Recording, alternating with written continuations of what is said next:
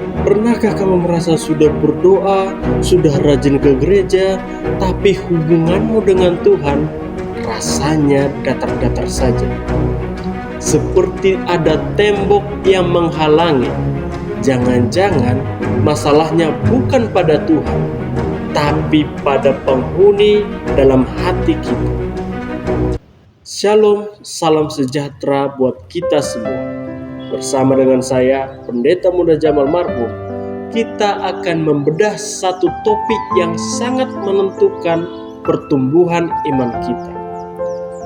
Judulnya adalah kesombongan versus kerendahan hati. Mari kita lihat mana yang sebenarnya sedang bertahta di hati kita.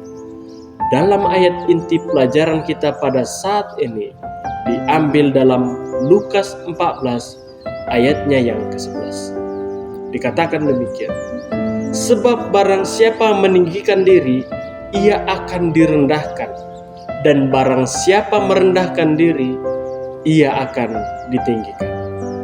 Kata merendahkan diri dalam pelajaran ini bukanlah merupakan sesuatu yang dianggap sebagai seorang yang kurang percaya diri atau dianggap sebagai seorang yang minder, tetapi sama seperti kata yang diambil dari bahasa Ibrani, yaitu an-nava, atau pengertiannya adalah kesadaran akan posisi diri yang tepat di hadapan Allah dan juga di hadapan sesama. Dan juga ungkapan kata merendah dan meninggikan terdapat dua oknum yang terlibat di dalamnya, yaitu manusia sebagai pelaku sikap dan Allah penentu konsekuensi spiritualnya. Saudara-saudara sekalian, kesombongan itu sangat licin. Dia tidak selalu muncul dalam bentuk pamer harta di mata Tuhan. Kesombongan yang paling berbahaya adalah kesombongan rohani. Saat kita tidak butuh lagi Tuhan karena merasa sudah cukup baik. Dalam 1 Yohanes 2 ayat 16, Alkitab menyebutnya sebagai keangkuhan hidup. Bayangkan hati kita seperti gelas. Jika gelas itu sudah penuh dengan air ego kita, maka Tuhan tidak bisa menuangkan air kehidupannya lagi. Karena kesombongan adalah tembok yang membuat kita berhenti bertumbuh.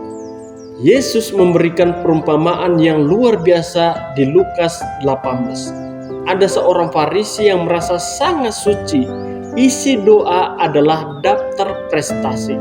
Dikatakan, Tuhan, aku puasa, aku beri persepuluhan, aku tidak seperti orang itu. Dia berdoa kepada dirinya sendiri. Tapi di sudut lain ada pemungut cukai yang bahkan tidak berani menengadah.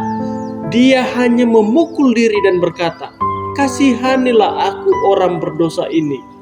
Pertanyaannya, siapa yang pulang dibenarkan oleh Yesus?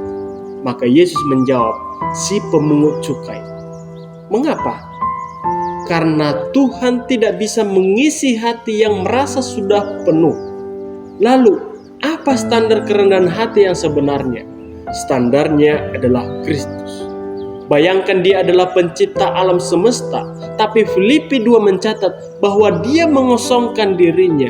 Dia tidak mempertahankan haknya sebagai Allah, melainkan menjadi seorang hamba dan taat sampai mati. Saudara-saudara sekalian, kerendahan hati bukan berarti menganggap diri kita sampah atau tidak berharga. Kerendahan hati adalah saat kita menyadari betapa besarnya Tuhan, sehingga kita tidak lagi sibuk memikirkan kepentingan diri kita sendiri. Jadi, bagaimana cara kita mempraktekannya? Dalam pelajaran ini ada 3 langkah sederhana. Yang pertama, mengevaluasi diri.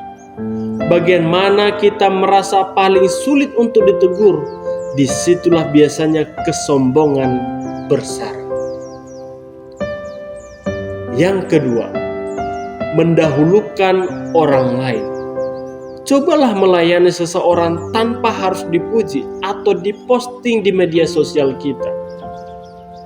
Dan yang ketiga, doa penyerahan.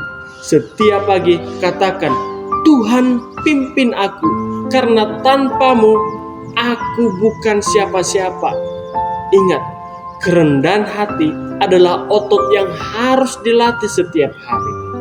Kesimpulannya, Tuhan ingin kita bertumbuh, tapi Dia hanya bisa meninggikan mereka yang bersedia merendahkan diri di hadapan. Terima kasih sudah menonton ringkasan pelajaran pekan ini. Sebelum Anda menutup video ini, mari kita diskusi di kolom komentar di bawah ini. Apa satu hal yang paling kita syukuri hari ini yang murni adalah campur tangan Tuhan? Mari kita saling menguatkan. Sampai jumpa di pelajaran pekan depan. Tuhan Yesus memberkati. Amin.